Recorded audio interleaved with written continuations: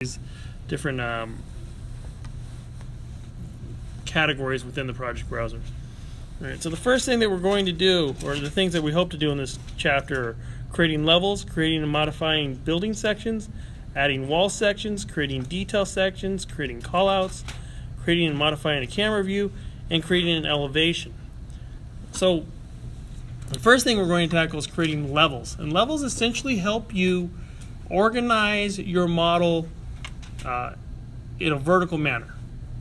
So level 1, level 2, level 3 typically are associated with floor plans.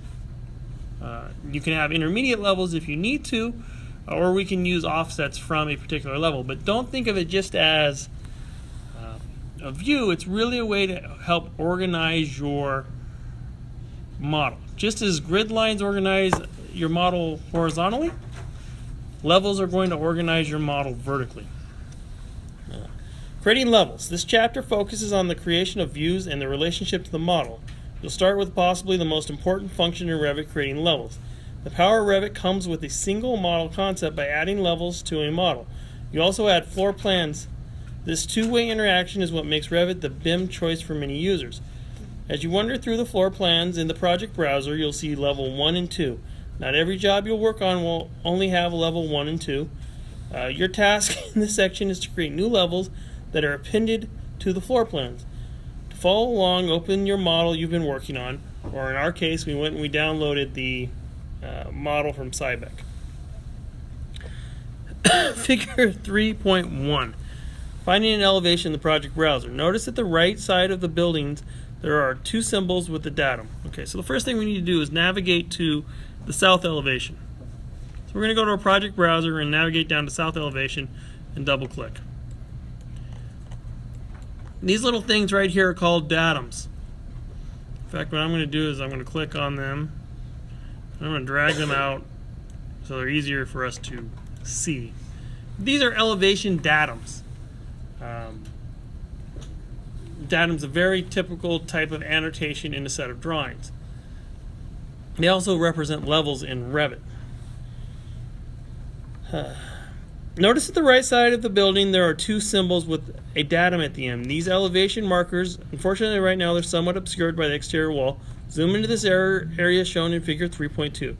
When dealing with levels, it's a good idea to zoom in close so you can manipulate them. Pick left click level 1. Notice you get several blue icons in a lock. So I'm going to click this. There's a lock here. There's a checkbox out here that lets you turn this on and off. There's an elbow here. We'll learn what all those things do. And there's a little symbol here that says that this is three-dimensional at this point.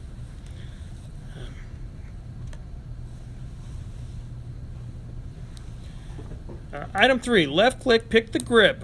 Hold the pick button on the mouse. You can now drag the bubble to the right. So they simply went in here, they grabbed this grip, and you can see that it's going to drag these level datums left or right. And the grip on this is this little circle right here that we see down at the end of it. When you get to a point where the level marker is outside the building, pick a spot to place the bubble and the annotation. Press escape. What does pressing escape do? Clear the function. Yeah, it just clears the function. I could do that, or I could hit the modify button. Adding levels. Adding an entirely new level in Revit architecture is quite simple. However, you need to adhere to certain procedures in order to ensure that you add the level correctly. When you use the level feature in Revit, you should follow two procedures. The first is to look at the options bar after you start the command. That's a good idea. Every time you start any command, look at the options bar. It's going to give you ways to interact with that tool that you otherwise may not have.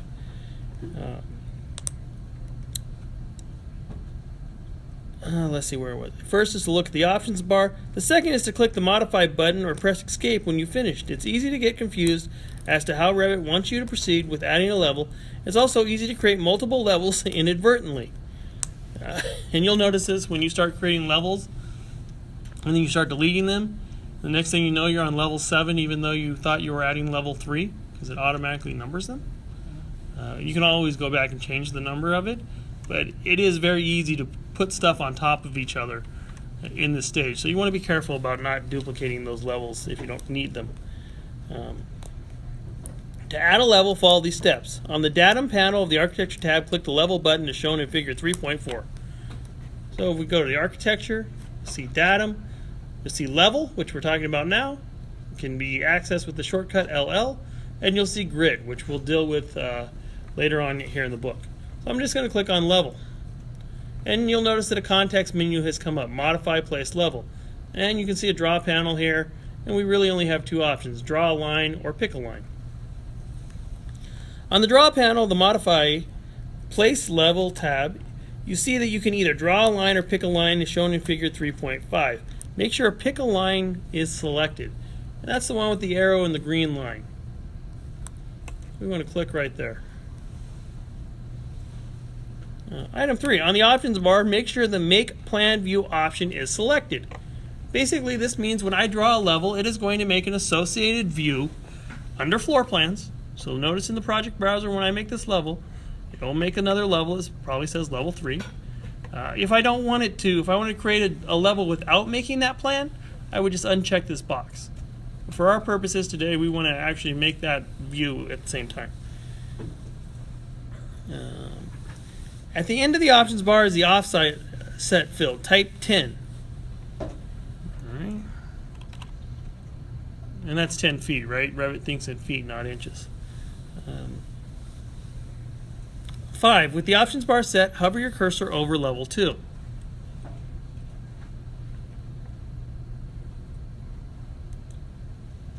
And what happened?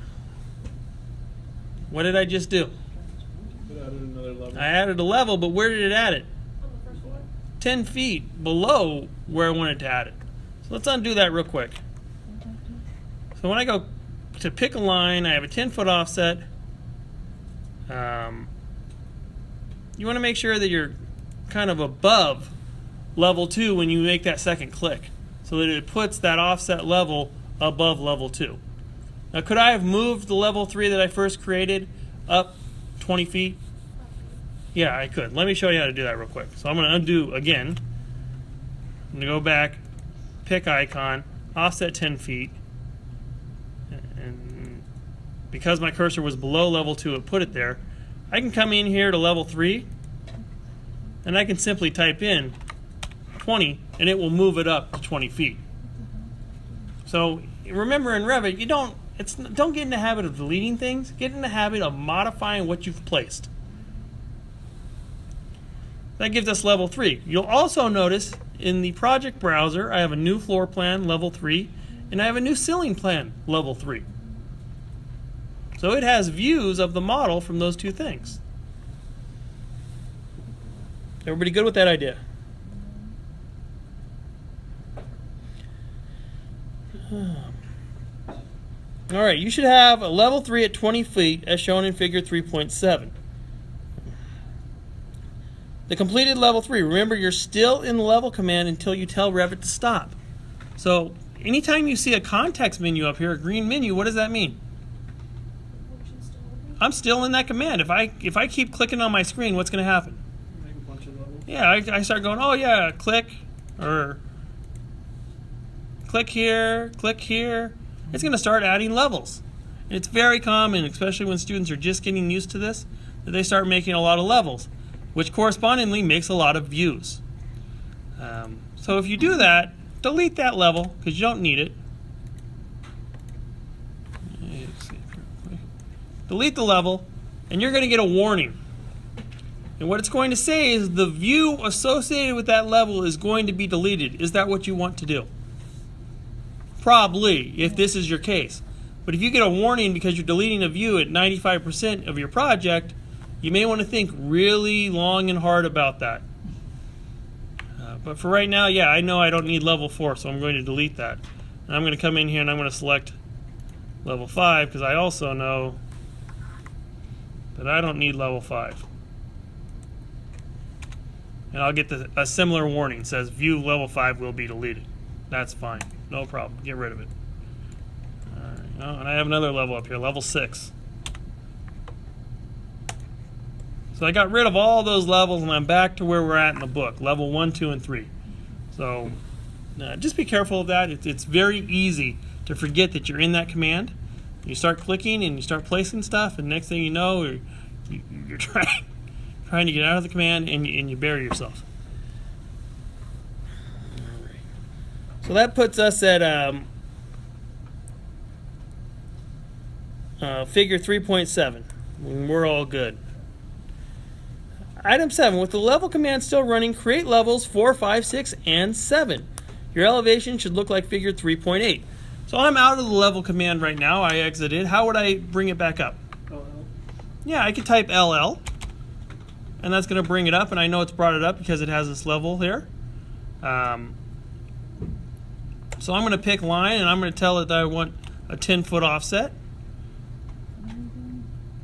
And I'm going to click on level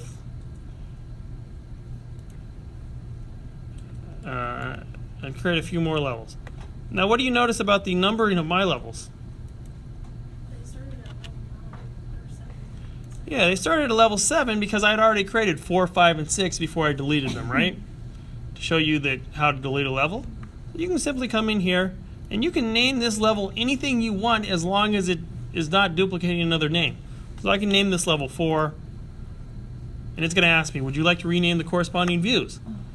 There is almost never a good reason not to rename the corresponding view. So by default, we're going to click yes, rename the corresponding view. Come in here, level 5, yes, and then I'm going to go back and start the level command again. Put 10 feet in again. Oh, level 10 feet.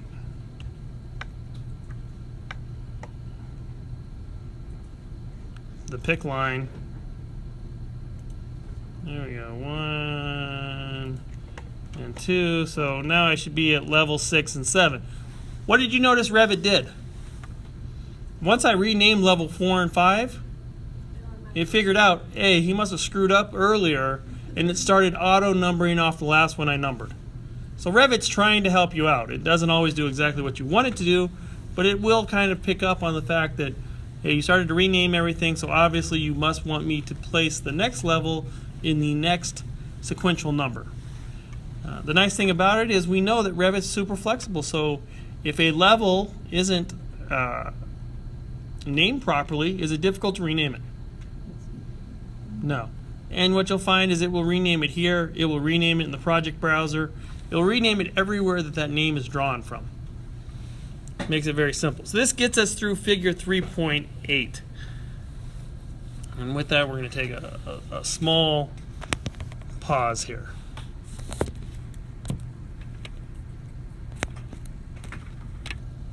The composition, or understanding the compositions of a level. Levels have controls that enable the user to adjust the level's appearance. As stated throughout the book, when you select a family, multiple items turn blue. The blue color indicates that these items can be modified.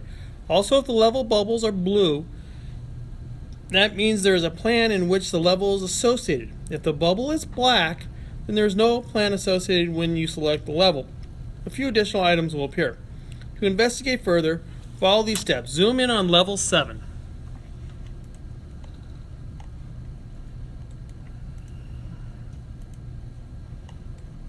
So we're going to zoom in here on level 7.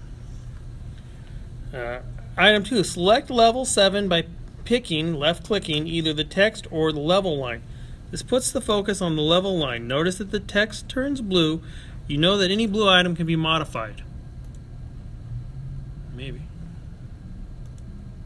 Yeah, let's zoom in on level 9, which should really be level 6.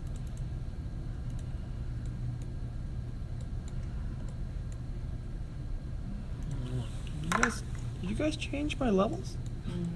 No. Alright, well. Gremlins. I don't know. I got level 10 up here that I didn't have before. Let me get rid of some of this. 16. Stop moving. Okay, evidently I'm in the middle of adding multiple levels. Alright, let me clean this up here a little bit. Yeah, I want to delete all those levels. You can also come here and delete levels. I'm going to delete all those views.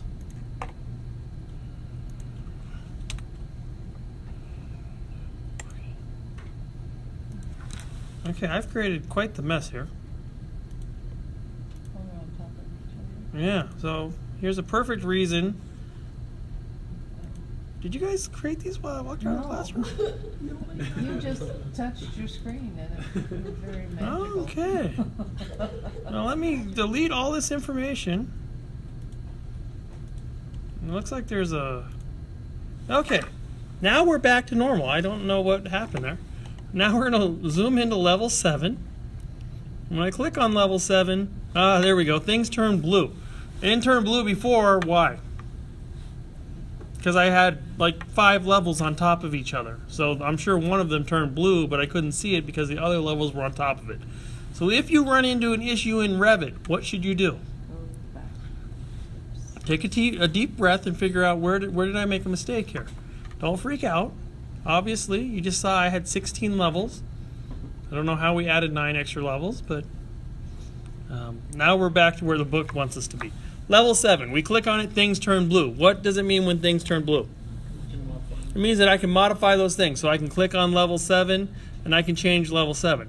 I can click on 60 feet and I can change that. Now if I change the dimension, what's going to happen to the level? It's going to move, which is good. That means that Revit is smart enough to know that that level, that dimension, controls something associated with the level. All right. Let's get back in the book here. Item 3, click the blue level 7 text field. This enables you to edit the name of the level. Type parapet, which is a common construction name for the top of a wall, right?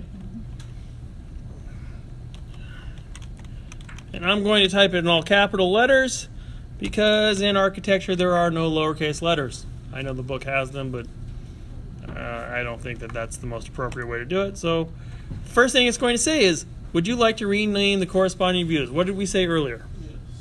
Yes, there's really no good reason not to.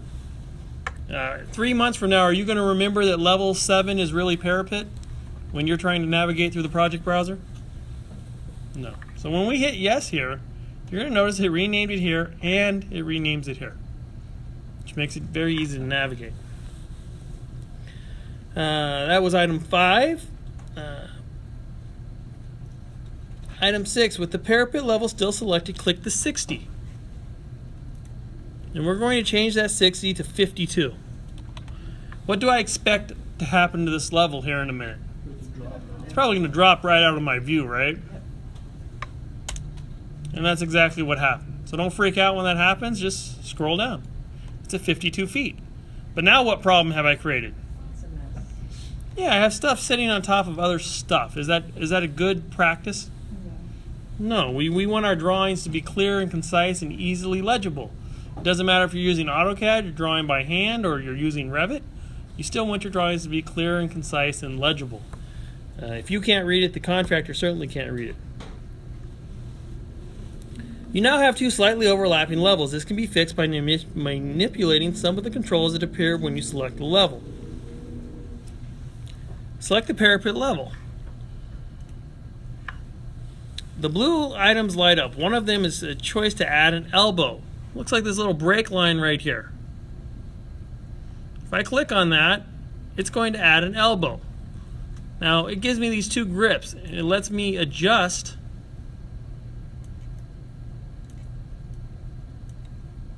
those grips. It takes a little while to get used to how these grips work, but after a while you'll get the hang of how to manipulate that. And it simply just lets us clean it up. You can add elbows in a lot of different types of annotation. Section bubble callouts, grid callouts, levels. You'll see this little break line quite often in Revit. And they basically all work the same. Alright, so we drugged the parapet so that it kind of made sense. I typically like to make sure that whatever this break line is right here, that it's past the text. I think this looks bad. I always try to get that elbow past the text. And then I try to keep this elbow as kind of close to 45 degrees as possible. But that's just a personal preference. Make it look clean is essentially what you want to try to accomplish there. Now that you established the parapet level, let's make modifications to level 6. Luckily, the procedure are the same as when you made the modifications to the parapet level. Press the escape to clear any commands. Select level 6. Pick the blue text that reads level 6. Alright, so we're going to rename level 6, and it asks us to rename it roof.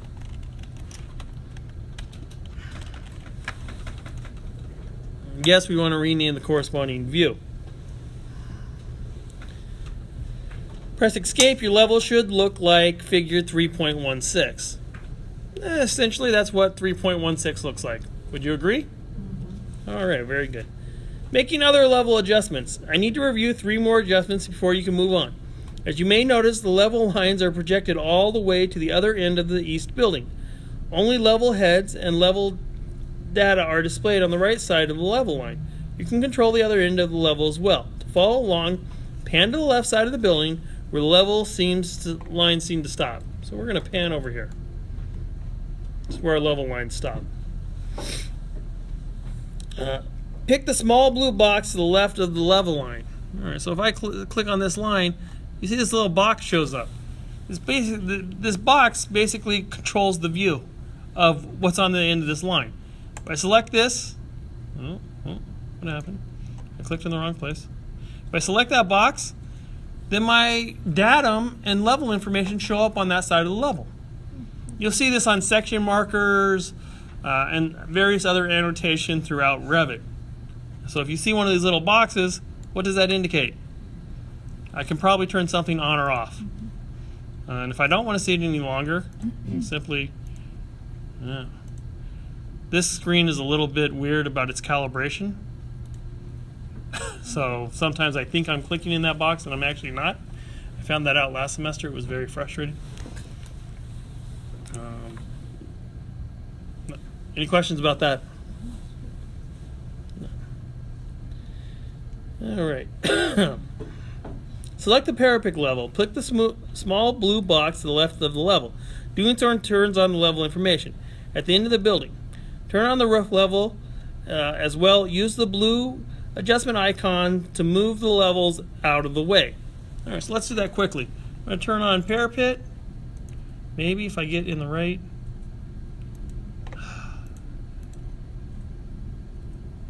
Your screen shouldn't be out of calibration like this, so it should be easier. There we go.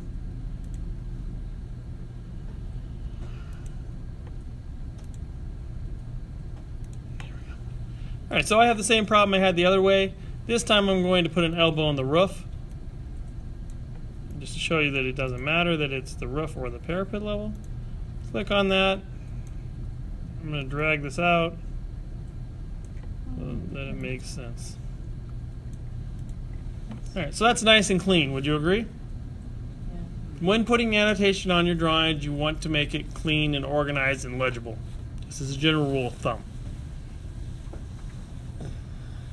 All right. So that should match figure 3.18. With the 2 upper levels established, you can constrain some walls up to these levels. Sometimes the best way to do this is to look at the model from a 3D view.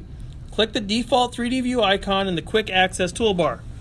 This bar up here is your quick access toolbar. The default 3D view is this little icon that looks like a house.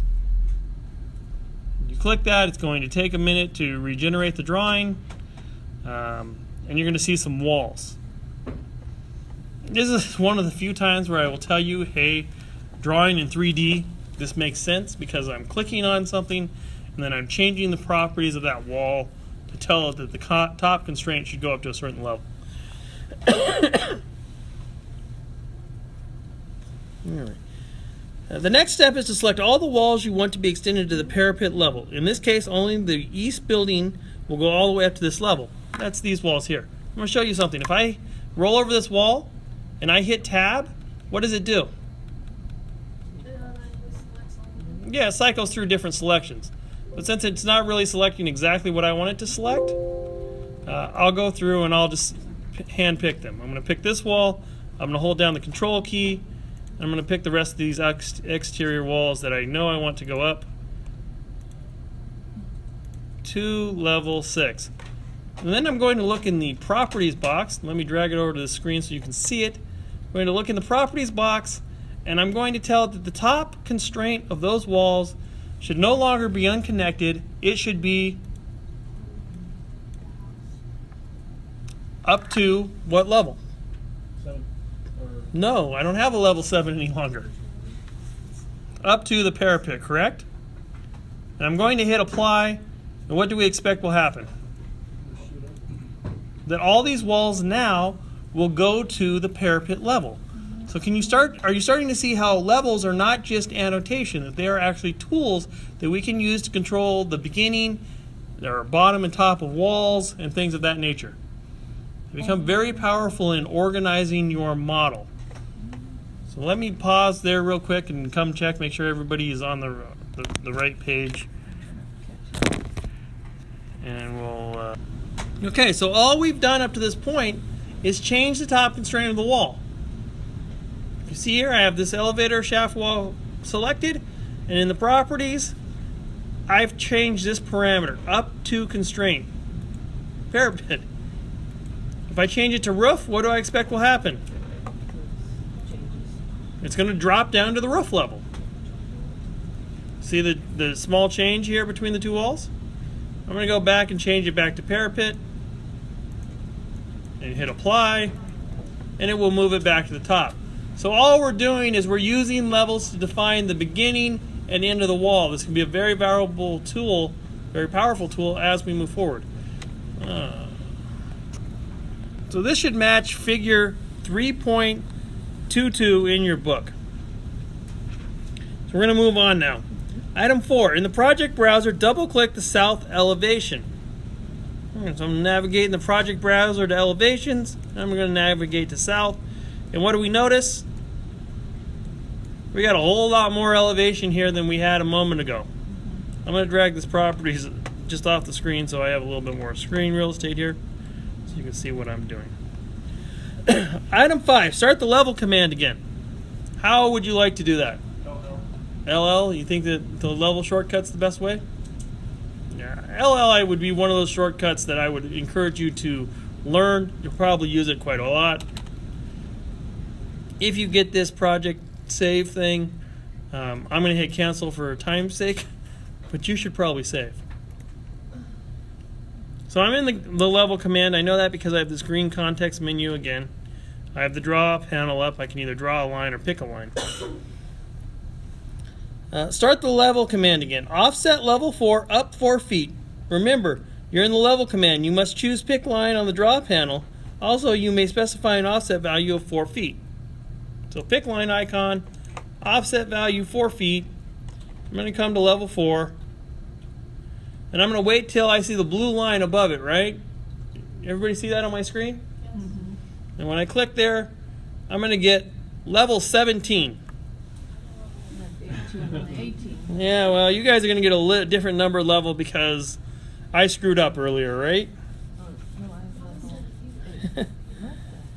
No, I have level 8. Item 7, offset another level up from the 4th level 2 feet, and then press the escape. All right, so I have one level at 34 feet, and I'm going to put a level at 32 feet. So I'm just going to change this offset from 4 feet to 2 feet. I'm going to come in here, make sure my blue line's above, and now I have level 18. You probably have like level 9 at 32 feet. Rename the 4-foot offset level west parapet.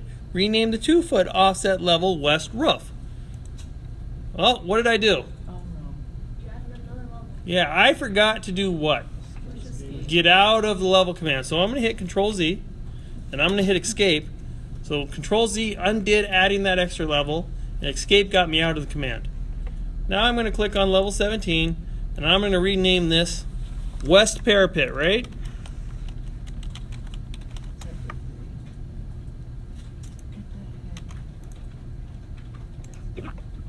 I'm going to rename level 18 West Roof. All right, do these levels apply to this building over here? No, they really don't, do they? We're going to move it, and that's what the book is going to ask us to do next.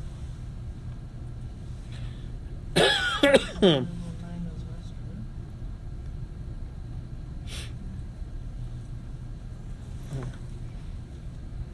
For the 2 new levels, uncheck the Show Bubbles checkbox.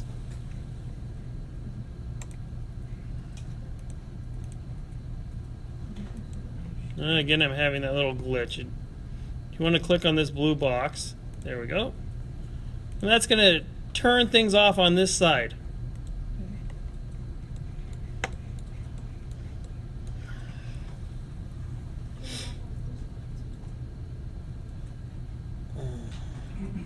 Display the bubbles on the left side. So just like we turned them off on that side, we're going to come over here.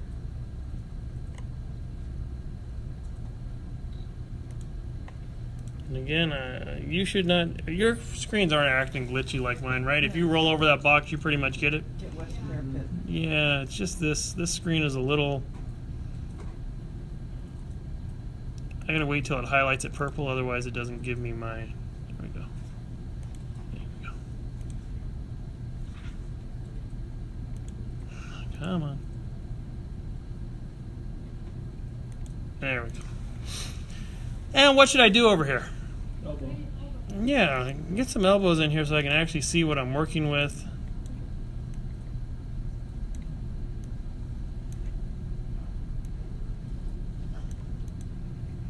And there we go.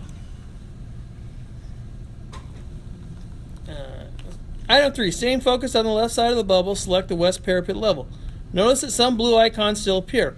One of those icons reads 3D. We see that right there. Left click the 3D icon. It will now read 2D. The larger, hollow blue grip turns into a small solid grip. You can now drag the level in without dragging the rest along with it. The 2D function also ensures that this modification doesn't affect other views. I'm going to click right here. I'm going to click on 3D again so you can see what it did. See that grip right there? How large it is? When I click 3D, that grip becomes a small, solid blue grip, which is kind of hard to I'm having the same problem with the resolution. See 3D right there? Yeah. When I click on it, it becomes 2D. And that grip becomes a small, solid grip as opposed to a hollow grip. That allows me to drag these 2 levels without affecting the other levels. Because what you don't know yet is these levels are actually going to be used all the way over here. Because they're associated with this side of the building, not that side of the building. So both of them we click on? And that is actually item 2 here in your book, figure 3.24.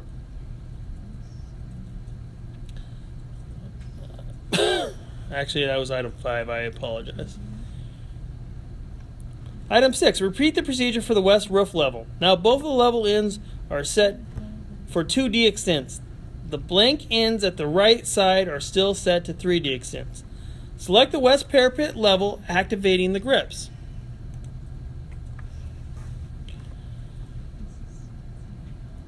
Item 8, pick the blue grip and drag the end to the left side of the building, approximately to the location shown in figure 3.27. We've already done that, which is the left side of our building. Now, in the book, in that figure, what do you see? It shows level 2. Yeah, level 1 and 2. So let's fix that while we're here. I'm going to grab level 1 and 2. I'm going to click off on that. Oh. Give me that. I'm going to change that 3D to a 2D, which lets me drag that level without dragging the rest of the levels. And I'm going to drag it out to here. I'm going to do the same thing on level 1.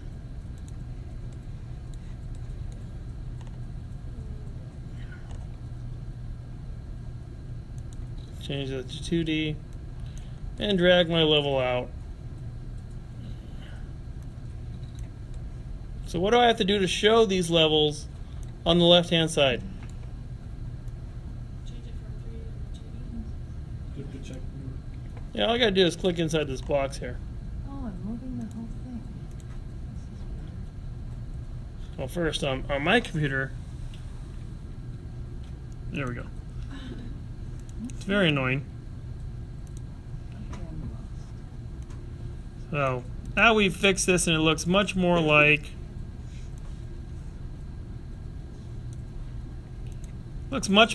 our image in the book, right? Figure 3.27.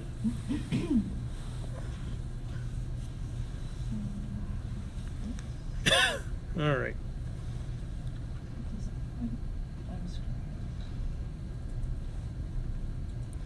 Now, if we look at figure 3.28, it also asks us to add another level, right? So we want to add a level 2 foot above level 3 and call it corridor parapet. We're going to go through this process again. How do I activate the level command? LL. Or I can go to the architecture ribbon, the datum panel, and click on level. I'm going to pick icon, or pick line rather. I'm going to type in 2 feet, and I'm going to offset level 3 up 2 feet. Jeff? Oh, hold on, let me get through this. I'm going to take this and I'm going to drag it out, but what happens? It wants to drag everything. Why? Because when I click on this level, it's still 3D, right? It's still snapping to those other levels. You locked it? No, I haven't locked anything. Doesn't look locked. That's the way it starts off, and I didn't unlock it. So we're going to take this, we're going to drag it out. Snaps there. I'm going to turn this side on, right?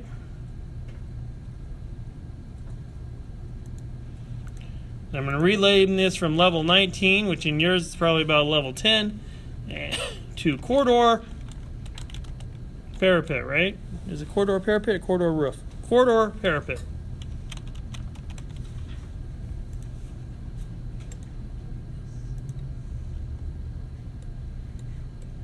And over here, I know that I don't need to see that because corridor parapet has nothing to do with this side.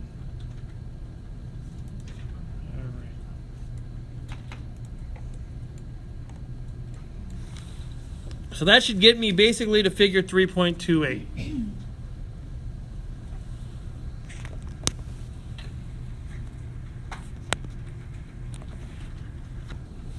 All right, we're going to keep moving forward here.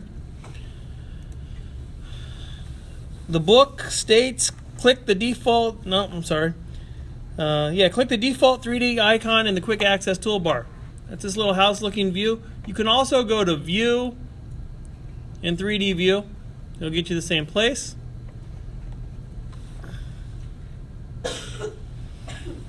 In the properties dialog, set the top constraint up to the level wall west parapet. So we want to select these walls that are on the west side. And what I'm going to do is roll over one of them. I'm going to hit the tab button. It's going to select all of them. I'm going to pull the properties panel back over here so you can see what I'm working on. Do you see tab button? Yeah, let me do that one more time. I'm going to hit escape. I'm going to roll over the wall. Roll over the wall, highlighted blue. And I'm going to hit the tab button. And it will select multiple walls. This is you see how I'm cycling through all the different selections? Yes. Oh. It's pretty standard for it to cycle through those selections. So hopefully I've given you... What about that inside, like, hallway kind of? Yeah, if you have something selected you don't want selected, you can hit the shift key. And what you'll see is there's a little minus. You see as I'm toggling the shift key? There's a little minus.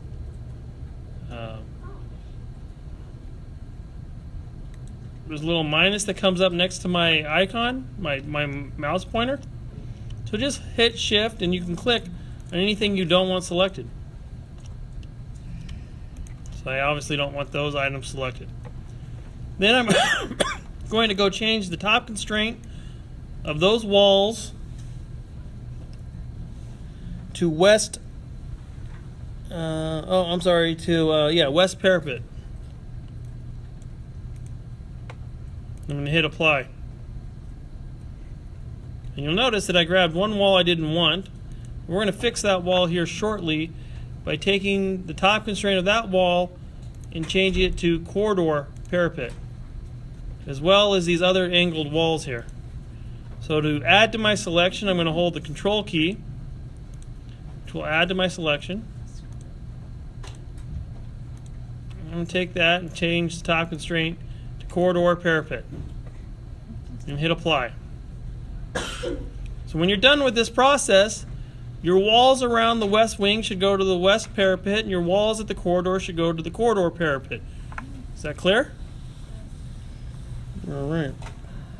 The final walls are constrained to the corridor parapet level. Let's make sure that we also get these walls right here constrained to corridor parapet,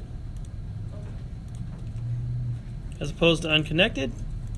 So now all of our exterior walls, the top is defined not by an unconnected length, but defined by a connection to a level. Does that make sense? Okay, very good. So let me pause this real quick, and we'll make sure everybody's ready to move on to building sections before we get too far along. All right, so we're going to move forward now into creating and modifying building sections. And what you'll find, because we're working in 3D, that creating building sections is actually very quick and easy. Creating and modifying building sections. As your model starts to develop, you'll begin to see areas that need further attention. Certainly, the area where the corridor hits the west building needs to be fixed. This brings us to a good point: sections in Revit. When placed into the model, not only help you build a set of construction documents, but also help you work physically on the model. For example, you need to fix the east wall of the west wing. However, you don't have any good view established that focuses directly on this area. This is a perfect place to add a section. Adding a building section. To add a section and some important wall modify commands, follow these steps. Go to excuse me, go to level 1 floor plan and zoom in on the area where the corridor meets the west wing of the building. So to do that, I'm going to navigate in the project browser to level 1. I'm going to zoom in on this area right here, because this is the wall we'll be working on. 2. On the Create panel of the View tab, a select section is shown in figure 3.32. So I'm in the View tab, Create, Section. I am simply going to click and draw a line. That's all I need to do for a section. So I'm going to click up here, and I'm going to pull and draw a line down. And what you'll notice is the arrowhead is pointing to the right. Is that the area I want to see? No.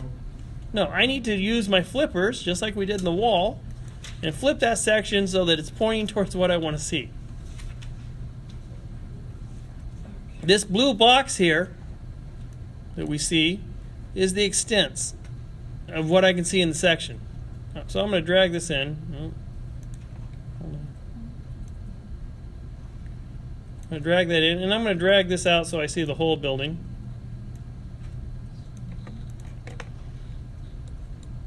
And just for your benefit, I'm going to double click on this arrowhead here. And what have I created? A building section. How many of you could draw that faster in AutoCAD? Yeah, impossible, right? So this is where you start to pick up speed in Revit. Is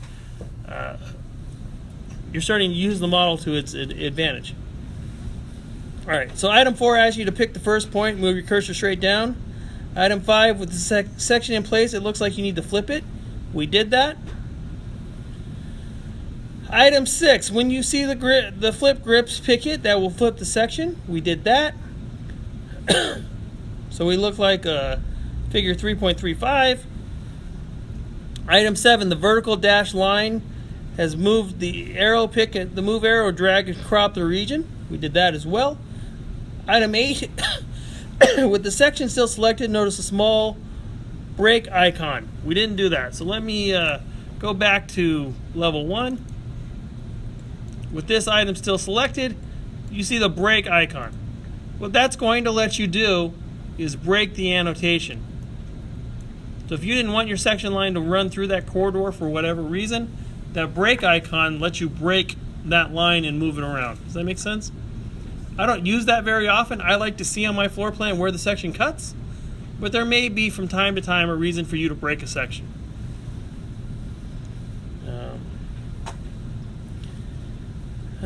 At each end of the section is a blue rectangle that resembles a recycle symbol. This controls what the section head display looks like. So it's basically going to cycle me through my options. I can have nothing at the end of the section, I can have a head, or I can have a tail. We want our head here at the top, and they've actually provided a head at the bottom also, so we'll do that as well. And eventually, when I have sheets in this set, this will autofill and tell me this is section A on sheet A702. We'll get there. It's another really great feature of Revit.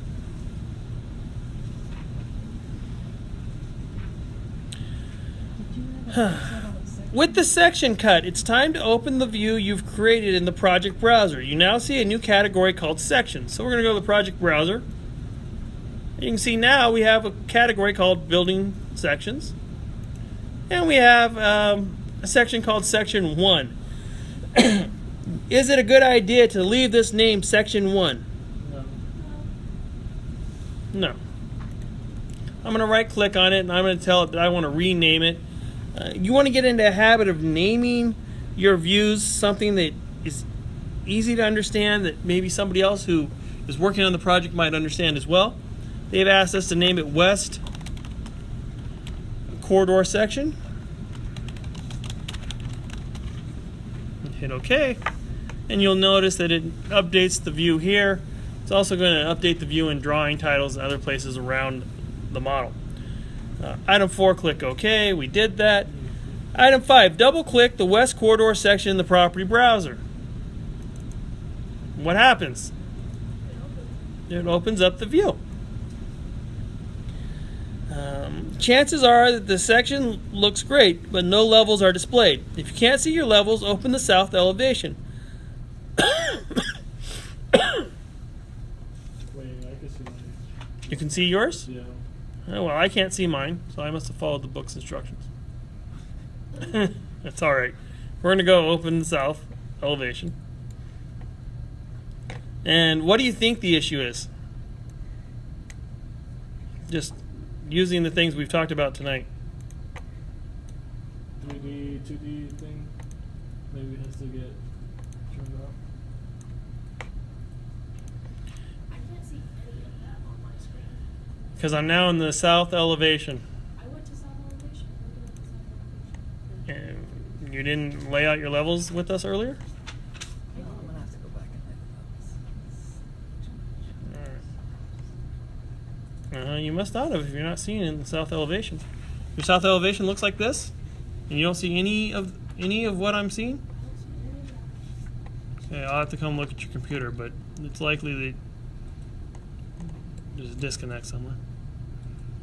Alright, so what we want to do is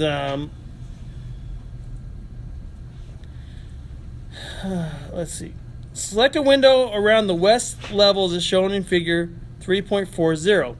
With the level selected, place your pointer directly on top of one of the levels and right click. Alright, so we're going to select a window, right click, and when I have it right clicked, I'm going to select Maximize 3D Extents. By maximizing the 3D extents, these should show up in our section now. So now we're going to go back to the West Corridor section. And what do we have? Levels. Our levels. Are they in the right place? No, they're kind of a mess. We'll go about fixing these here in a moment. Okay, so the book now asks us to clean up these levels, and it doesn't give us step-by-step instructions, because at this point we should be pretty familiar with how to clean up levels. So I'm just going to click on one, and I'm going to drag it out, and that cleans it up a little bit. I might add an elbow in this one.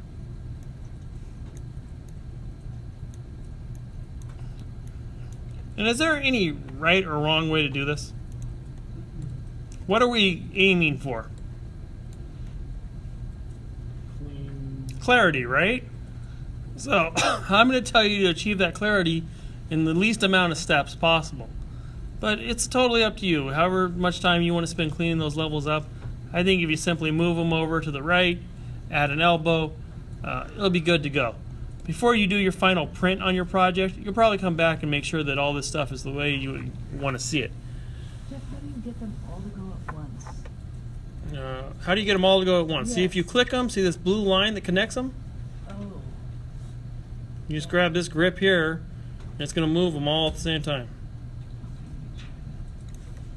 What if it doesn't show up? All right. So, So that takes us through figure 3.41. We've cleaned up the levels so they aren't overlapping the building any longer. Next thing we're going to do, figure 3.41. On the view control bar, set fine as the detail level. So we talked about detail level a little bit last week. It's this little box down here. Right now it says coarse. We want to set that to fine. And what did you notice happen when I did that? Let me zoom in right here. What did you notice happen? Add more I'm gonna set it back to coarse. No layers of the wall. I'm gonna set it to fine. More layers of the wall. This basically just lets you, on a macro level, control the amount of information that is being shown in the view. So that was item 1. On the view control bar, select fine for the detail level as shown in figure 3.41. Making adjustments like this to a view will become second nature to you soon. Cutting a section is immensely helpful in terms of viewing the model from any perspective you want. To go even further, when you cut a section, you can also work on your model by modifying any item in the section. Making building modifications in section. Now you've had a good look at the side of the west wing, it's obvious that this wall needs to be repaired. In Revit architecture, you can make a modification to the building in any view. This is good and bad. Just remember that everything you do has a downstream effect. Meaning if you change the wall in this view, what does it do?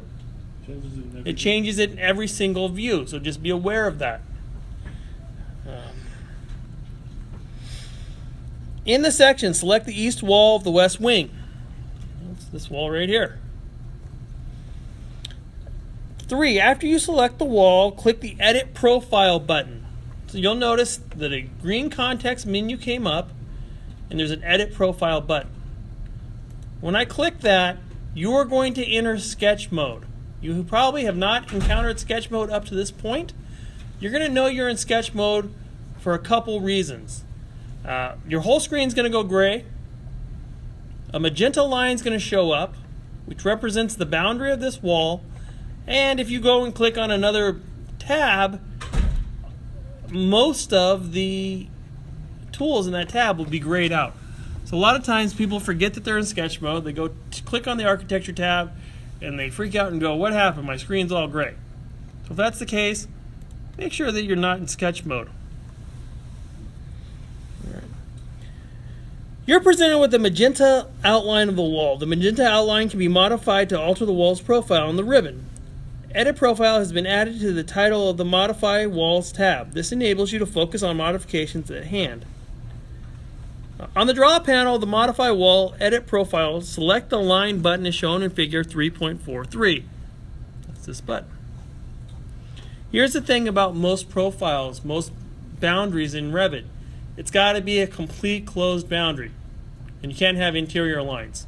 So just think about that as you're making this modification. Adding lines to alter the wall's profile. With the line command running, move your pointer to the vertical magenta line on the right where it intersects the corridor parapet level. Right here is what they're talking about. When you see that you're snapped and aligned with the magenta line and the corridor parapet, pick this point. Your line starts. Draw the line to the right until you intersect the center line of the corridor wall. Alright, so we're going to start right here. We're going to come across over here to the middle of this wall.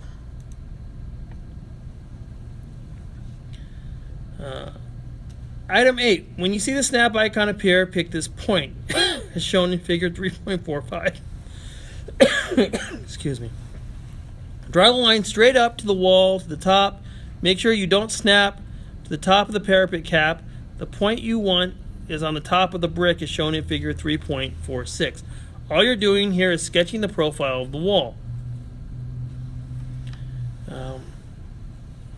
Item 10. We're essentially now going to draw straight up and back over. So we're going to come up here, click there, we're going to click here. And what did I tell you earlier about sketch mode? Yeah, you can't leave. It doesn't like it when you have interior lines. So we're going to use the Trim Extend to Corner tool. We're familiar with this tool? Yeah. Yeah, we used it before we were putting walls in. We're going to trim those two corners. Now I have a complete continuous profile. Do you agree? I'm going to exit sketch mode by clicking on this green check mark. If I've done everything right, it won't give me an error. And my wall will be finished. Now I'm going to show you some common errors in this that you may encounter. So I'm going to undo that. And I'm going to undo a second time. And I'm going to leave this line in here. And I'm going to click the Finish Edit mode. And what you're going to notice is Revit's going to give you an error that cannot be ignored. Lines cannot intersect each other. The highlighted lines currently intersect. So it has highlighted in orange where my issue is. Now I have a choice to make here. I can either continue or I can quit sketching. When should you quit sketching? Almost never. Because if you quit sketching, what it's going to do is take you completely out of sketch mode, and anything you've done up to that point will undo, essentially. I'm going to do it just to show you what's going to happen. Okay, yeah, quit sketching. It's going to say, are you sure you want to do this? If Revit asks you, are you sure you want to do this? You should take pause. And I'm going to say, of course I want to do this. Why wouldn't I not want to do this? What happened? That's progress. I basically have to start editing my profile all over again. Which is good for you guys to see again so you can see this process. So again, edit profile, takes it into sketch mode, draw a line, come from this point, right here where we intersect, drag it over to the middle of this wall, and then take your profile up to here, drag it over to here. Alright, I'm going to show you another error that happens quite often. I'm just going to drag this grip so I have a gap right here. And I've been smart enough to trim the corner, so I've taken this inside line out. And this gap here could be really, really, really small, like where you could not see it. And I'm going to hit finish. And what's it say? Lines must be in a closed loop. The highlighted lines are open on one end. So it tells me where my issue is at. So what do I want to do here? I want to hit continue. It keeps me in sketch mode. So I'm going to hit continue, come here, and grab the modify tool and grab that to where it closes. Now I'm going to hit finish edit mode. And if I've done everything right, what should happen? New profile. I should have a new profile. It takes on the life of this wall over here. When would this be useful?